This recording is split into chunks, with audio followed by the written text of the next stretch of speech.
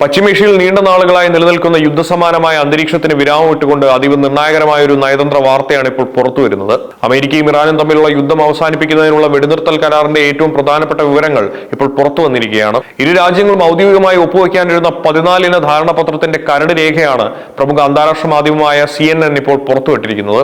മേഖലയിൽ ഉടനടി വെടിനിർത്തൽ നടപ്പിലാക്കുക എന്ന, ഹോർമൂസ് കടലിടുക്ക് വഴിയുള്ള കപ്പൽ ഗതാഗതം പുനരാരംഭിക്കുക എന്ന, ഇറാൻ മേലുള്ള സാമ്പത്തിക ഉപരോധങ്ങളിൽ ഇളവ് നൽകുക തുടങ്ങിയ വലിയ പ്രഖ്യാപനങ്ങളാണ് ഈ കരാറിലുള്ളത്.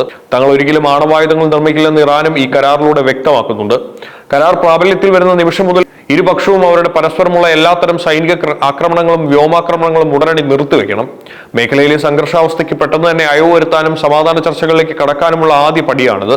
തർക്കപ്രദേശങ്ങളിൽ നിന്നോ അല്ലെങ്കിൽ ധാരണയിലെത്തിയ നിർദ്ദിഷ്ട മേഖലകളിൽ നിന്നോ ഇരു രാജ്യങ്ങളും തങ്ങളുടെ സൈന്യവും സൈനിക സന്നാഹങ്ങളും ഘട്ടം ഘട്ടമായോ അല്ലെങ്കിൽ നിശ്ചിത സമയപരിധിക്കുള്ളിലോ പിൻവലിക്കേണ്ടതുണ്ട്. വിദേശ സൈന്യം പിന്മാറുന്നതോടെ ആ പ്രദേശങ്ങളുടെ നിയന്ത്രണവും സുരക്ഷയും, അതായത് പ്രാദേശിക ഭരണകൂടങ്ങൾക്കോ അല്ലെങ്കിൽ അന്താരാഷ്ട്ര സമാധാന സേനകൾക്കോ കൈമാറാൻ ഇത് വഴി തുറക്കും.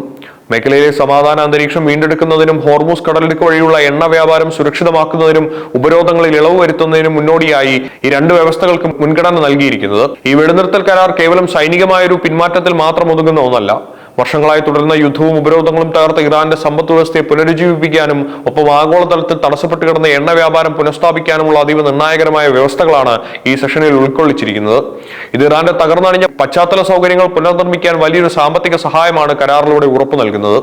കരാറിന്റെ 6ാം വ്യവസ്ഥ പ്രകാരം ഇറാന്റെ സാമ്പത്തിക വികസനത്തിനും പുനർനിർമ്മാണത്തിനുമായി കുറഞ്ഞത് $30,000 കോടി അഥവാ $300 ബില്യൺ ധനസഹായം ഉറപ്പിക്കാനുള്ള സമഗ്രമായ പദ്ധതി US-ഉം പ്രാദേശിക പങ്കാളികളും ചേർന്ന് തയ്യാറാക്കും. ഈ വമ്പൻ പാക്കേജിന്റെ നടത്തിപ്പ് ചുമതലകൾ 60 ദിവസത്തിനകം രൂപീകരിക്കുമെന്നും കരട് രേഖ വ്യക്തമാക്കുന്നുണ്ട്. ഇറാന്റെ ആസ്തികൾ വിട്ടുകൊടുക്കുന്ന കാര്യത്തിലും അനുകൂലമായ തീരുമാനമുണ്ടാകും. എത്തുന്നതുവരെയുള്ള ഇടക്കാലയളവിൽ ഇറാന് ശ്വാസമിടാനുള്ള വലിയൊരു സാമ്പത്തിക ഇളവാണ് അമേരിക്ക നൽകുന്നത്. ഉപരോധങ്ങൾ പൂർണ്ണമായി നീക്കുന്നതുവരെയുള്ള കാലയളവിൽ ഇറാന്റെ ക്രൂഡ് ഓയിൽ, പെട്രോകെമിക്കൽ ഉൽപ്പന്നങ്ങൾ എന്നിവയുടെ കയറ്റുമതിക്ക് US അനുമതി നൽകും. ഇതിനായി ബാങ്കിംഗ്, ഇൻഷുറൻസ്, ഗതാഗതം എന്നിവയ്ക്ക് മേൽ ഏർപ്പെടുത്തിയിരിക്കുന്ന കർശനമായ തടസ്സങ്ങൾ US ട്രഷറി വകുപ്പ് ഉടനടി നീക്കം ചെയ്യും. ഇതോടെ ഇറാൻ തങ്ങളുടെ എണ്ണ അന്താരാഷ്ട്ര വിപണിയിൽ വീണ്ടും വിൽക്കാൻ സാധിക്കും. അമേരിക്കയുടെ സാമ്പത്തിക ഇളവുകൾക്ക് പകരമായി ആഗോള ഊർജ്ജ വിപണിയുടെ സുരക്ഷ ഉറപ്പാക്കാൻ ഇറാനും വലിയൊരു വാഗ്ദാനം മുന്നോട്ട് വയ്ക്കുന്നുണ്ട്. ആഗോള എണ്ണ വ്യാപാരത്തിന്റെ ജീവനാഡിയായ പേർഷ്യൻ ഗൾഫിൽ നിന്ന് ഒമാൻ ഉൾക്കടലിലേക്കുള്ള വാണിജ്യ കപ്പലുകളുടെ ഗതാഗതം 30 ദിവസത്തിനകം യുദ്ധത്തിന് മുൻപുള്ള അവസ്ഥയിലേക്ക് പുനരാരംഭിക്കാൻ ഇറാൻ അടിയന്തര നടപടികൾ സ്വീകരിക്കും. കരാറിലെ 5ാം വ്യവസ്ഥ പ്രകാരം ഈ അന്താരാഷ്ട്ര കപ്പൽപാതയിലെ സാങ്കേതിക തടസ്സങ്ങൾ നീക്കുന്നതിനും മൈനുകൾ നിർവീര്യമാക്കുന്നതിനും ഇറാൻ നേരിട്ട് മേൽനോട്ടം വഹിക്കും. ലോകരാജ്യങ്ങൾക്ക് വലിയ ആശ്വാസം നൽകുന്ന ഒന്നാണ് ഈ വിപണി പുനരുജ്ജീവനം.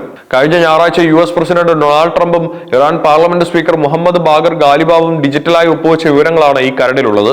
വരും ദിവസങ്ങളിൽ പൂർത്തിയാകേണ്ട തിരുത്തലുകൾക്ക് ശേഷം അന്തിമരേഖയിൽ ചില മാറ്റങ്ങൾ ഉണ്ടായേക്കുമെന്നും സൂചനകളുണ്ട്. ഈ വെള്ളിയാഴ്ച ധാരണാപത്രം ഔദ്യോഗികമായി ഒപ്പുവെക്കുന്നതോടെ അന്തിമ കരാറിലെ വ്യവസ്ഥകൾ ചർച്ച ചെയ്ത് തീർപ്പാക്കാൻ ഇരു രാജ്യങ്ങളും 60 ദിവസത്തെ സമയം ലഭിക്കും. വർഷങ്ങൾ നീണ്ട ഉപരോധങ്ങൾക്കും തർക്കങ്ങൾക്കും ശേഷം പശ്ചിമേഷ്യയിൽ ഒരു സമാധാന പുലരി ഉണ്ടാകുമെന്ന പ്രതീക്ഷയിലാണ് ലോകരാജ്യങ്ങൾ.